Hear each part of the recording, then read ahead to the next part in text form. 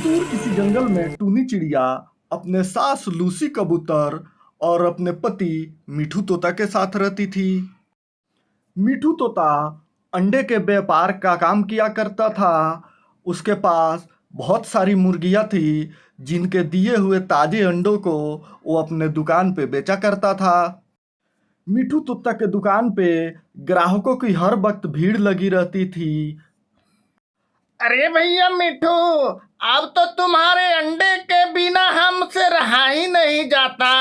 तुम्हारी मुर्गियां बहुत स्वादिष्ट अंडे देती है। इनका नाश्ता बहुत अच्छा होता है भैया। मिट्ठू तोता के दुकान के सामने ही कालू कौवे की दुकान थी। उसकी दुकान पे बहुत भीड़ कम रहती थी क्योंकि वो अंडे बाजार से ला के बेचा करता था जो कि ग्राहकों को पसंद नहीं आते थे। अरे जब तुमसे ये व्यापार नहीं चल रहा है तो छोड़ क्यों नहीं देते? मक्खी क्यों मार रहे हो बैठे बैठे?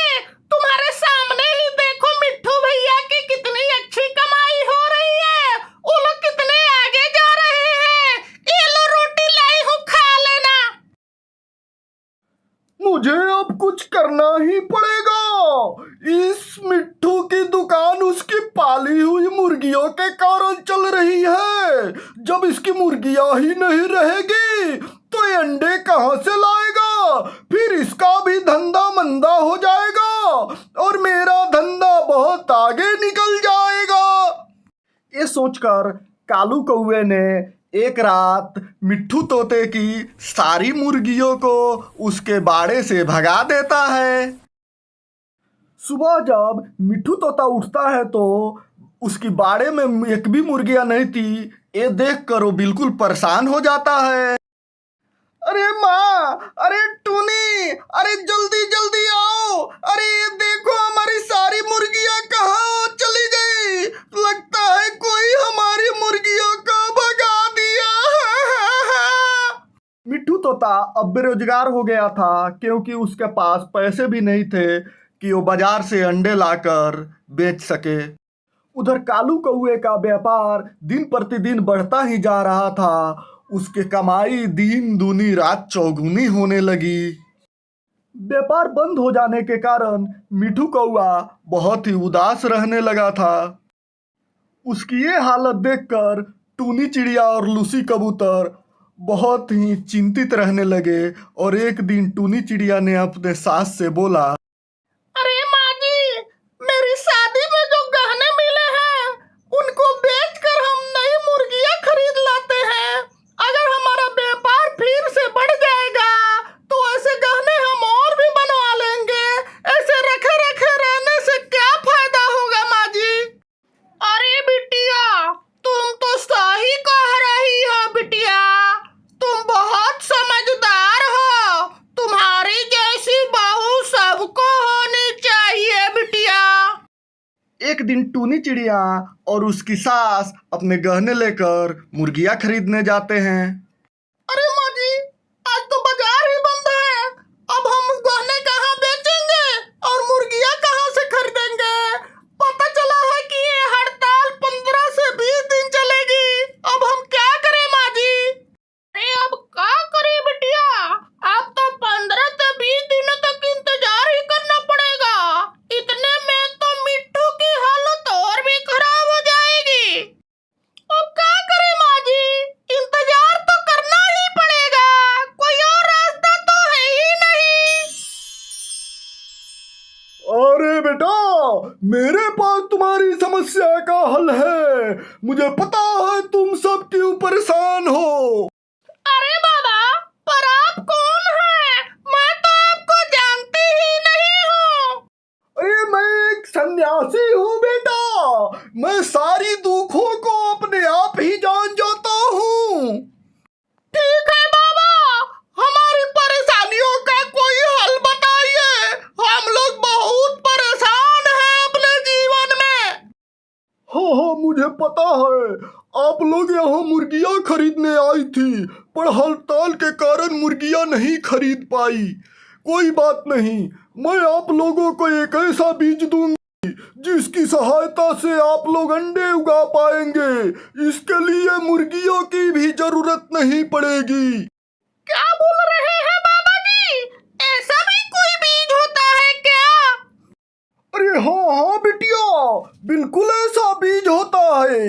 ये लो बीज और इसको ले जाके अपने खेतों में डाल देना और फिर इसके कमाल देखना। टूनी चिड़िया और उसके सास घर पे जाके ये सारी बातें मिट्ठू तोता से बताते हैं। अरे माँ, अरे टूनी, तुम किस अंधविश्वास में पड़े हो तुम लोग? अरे ऐसा भी कहीं होता है क्या कि बीज बो और अंडे उगाए? चलो कोई बात नहीं, अब तो कल ही इसकी असलियत पता चलेगी। अगले दिन सुबह में टूनी चिड़िया और उसकी सास ने उन बीजों में से ले जाके अपने खेतों में बो दिया। अगले दिन सुबह जब मिट्ठू तोता, टूनी चिड़िया और उसकी सास जगते हैं तो देख के अचंभित रह जाते हैं। अरे टूनी, अरे माँ, अरे ये तो कमाल हो गया। हमारे खेतों में अंडे ही अंडे। अरे कितने बड़े बड़े अंडे आ गए। ये तो सन्यासी बाबा ने कमाल कर दिया। मैंने कहा था ना, सन्यासी बाबा ने हमारे जीवन में नया खुशहाली ला दिया है जी। एक बार फिर से मिट्ठू तोता का व्यापार धीरे धीरे जमने लगा। उसकी कमाई भी अच्छी खासी होने लगी। कालू कौआ ये देखकर जलने लगा कि जब हमने सारी इसकी मुर्गियां भगा ही दी तो फिर इसका व्यापार खड़ा कैसे हो गया। इसके बारे में जानकारी लेनी पड़ेगी। आखिर इसके पास अंडे कहाँ से आने लगे इतने सारे।